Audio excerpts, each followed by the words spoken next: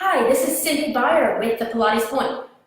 Have you done sit-ups or even stomach crunches for years upon years, but never get the flat abs that you're after? This video is for you. I will walk you through a couple of exercises and then tell you the reason why these are more effective in flattening your abs. So let's just start by laying down on your back, facing the ceiling. From there, you're just going to simply lift both legs up, keeping your knees bent. You can have your hands down by your side, or you can have them lifted for a little bit more challenge. Then you're going to take one foot and tap it down to the floor and lift it up. The entire time, your head and shoulders are remaining on the floor. If you wanted even more of a challenge, then where you are, if your hands are lifted, then the arms can just reach back over the head. And you continue this move. Let's just do about 4 more times. 3, and then 2 more, and 1 more on each leg. Now, from there, bring the hands back behind your head.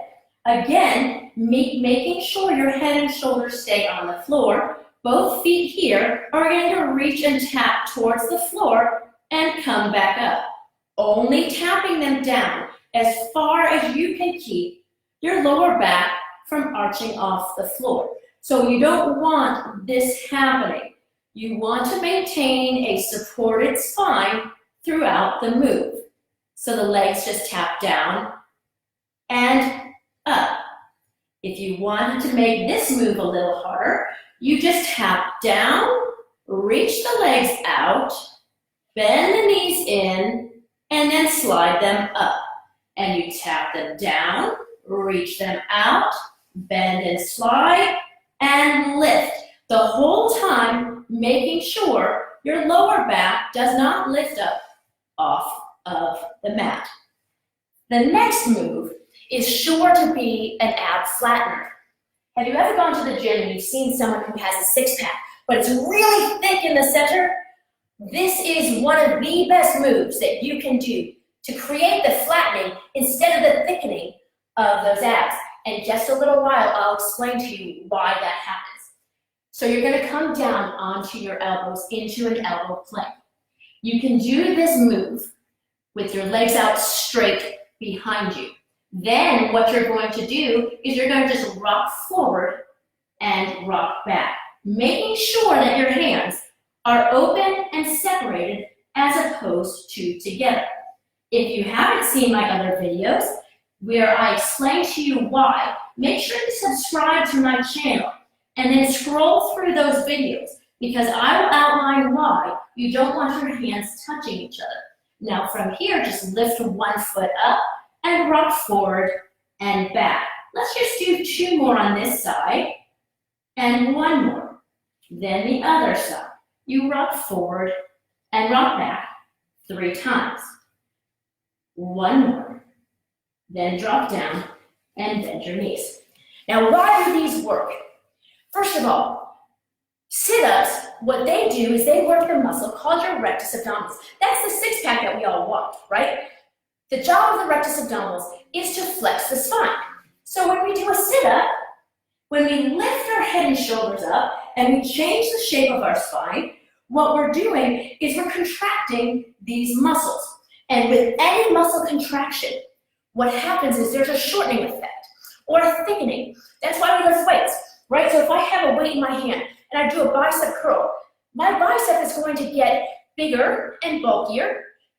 Don't try to argue with me, all the different trainers out there and say, you won't get big and bulky. I'm not big and bulky, but I also do different types of movement patterns. Don't worry about that.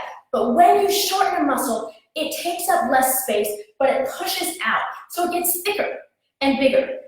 That's what's happening when you're doing a stomach crunch or a sit-up. So if you want a big, thick center, right, and not flat abs, then keep doing those stomach crunches and keep doing those sit-ups.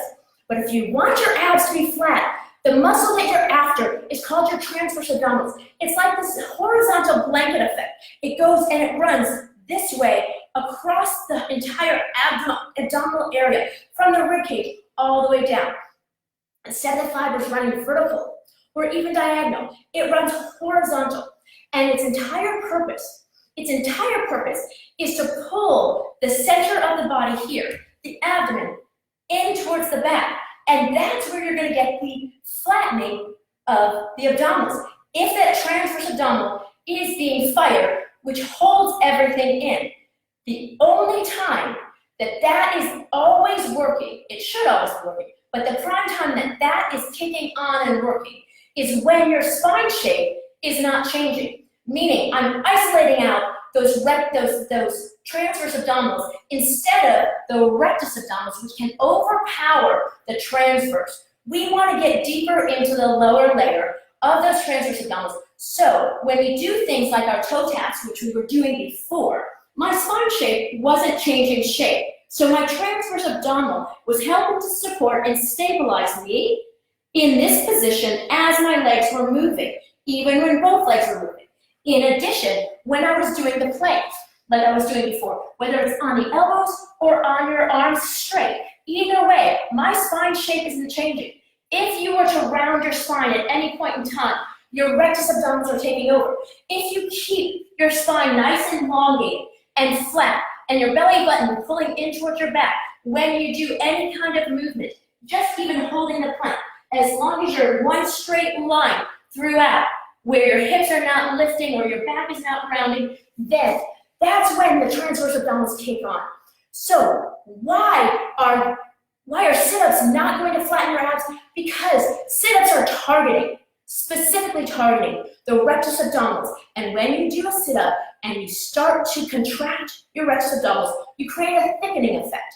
Yes, you'll start to see some striations, but you'll also see it on a thicker midsection. So why doing planks and doing things like toe taps work is because it's working that transverse abdominals to create stability and a flattening effect of your abs. And that's the Pilates point.